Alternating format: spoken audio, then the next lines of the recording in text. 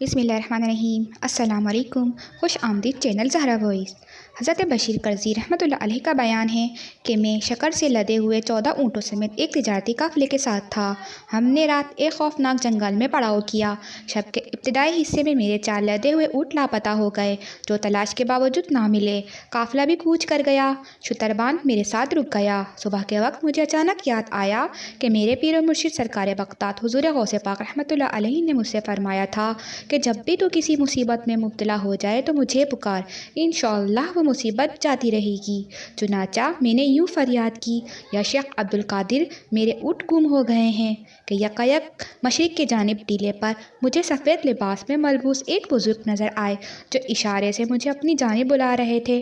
میں نے شتربان کو لے کر جو ہی وہاں پہنچا کہ یکایک وہ بزرگ نگاہوں سے اوجھل ہو گئے۔ ہم ادھر ادھر حیرت سے دیکھ ہی رہے تھے کہ اچانک وہ چاروں گمشدہ اونٹ ٹیلے کے نیچے بیٹھے ہوئے نظر آئے۔ پھر کیا تھا، ہم نے فوراً اونٹ پکڑ لیے اور اپنے قافلے سے جا ملے۔ سبحان اللہ۔